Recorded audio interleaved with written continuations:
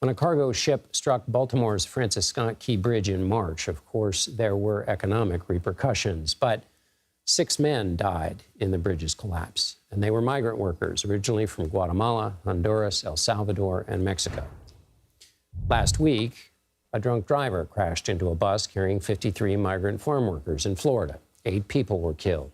Both incidents serve as a reminder that our country relies on workers from abroad. According to the Labor Department, foreign-born workers account for 18.6% of the American workforce. That was last year. CBS News immigration and politics reporter Camilo Montoya-Galvez joins me now from San Antonio. Camilo, how much of the foreign-born population is undocumented versus here legally, and how many of them are working age?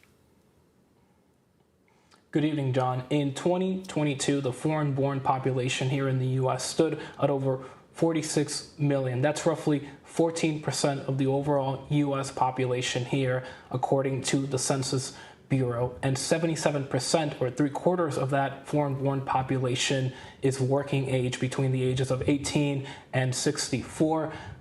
Within this group, there are nearly 11 million immigrants living in the country illegally or as undocumented immigrants. That's according to another report published by the Department of Homeland Security, which found that most of those unauthorized or undocumented immigrants are also working age. So as you underscored, immigrants, those who are here legally and also illegally, are a key part of the American labor force. And the nonpartisan Congressional Budget Office has also found, John, importantly, that immigration has indeed been a key driver of economic growth and output post-pandemic, and it has helped the U.S. recover from the pandemic at a higher level than other countries across the world.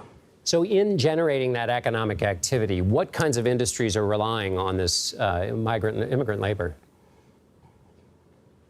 Well, immigrants who are here in the U.S. legally and illegally are more likely than their native-born counterparts to work in service jobs, in restaurants, hotels, hospitality, and other jobs like retail. They're also more likely than native workers to work in maintenance and construction jobs, and they're also likely to work in production and agricultural jobs. And that is obviously something that is as old as the American story. For decades and centuries, as you know, John, immigrants have been doing physically demanding, essential, and often low-wage jobs. And we can go back to the 19th century when the Chinese immigrants built the railroads in the West. We can go back to the early 20th century when the Irish and Italian immigrants built many of the cities on the East Coast. And obviously to the present day when many Latin American immigrants and others from across the world are doing key jobs in construction,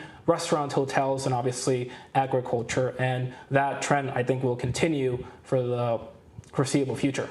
Somebody who wants to stop that trend is Donald Trump, who's running on a platform of mass deportation.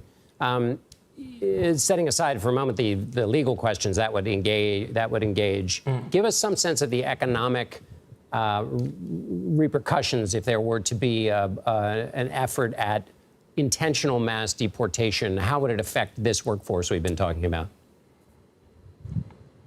Well, first of all, John, it is unclear whether this promise to carry out the largest deportation operation in U.S. history is actually feasible. ICE only has 8,000 employees in its deportation branch. The highest number of annual deportations that the agency has carried out was 400,000 in 2012. And so the agency does not have the resources or the manpower to carry out millions of deportations within 4 years, let alone in 1 year. So that's the operational hurdle that any such plan would face. But yes, I mean, any mass deportation operation would be disruptive to the U.S. economy, because whether we agree with the fact that immigrants are here illegally or not, many of them are working in very essential jobs. And while immigration restrictions, John would argue that deporting immigrants would open jobs to native-born Americans and potentially illegal immigrants, I'm not quite sure that American citizens and legal immigrants, for that matter, would do all of the jobs that undocumented workers are currently doing, which again are backbreaking, tend to be essential, and low wage.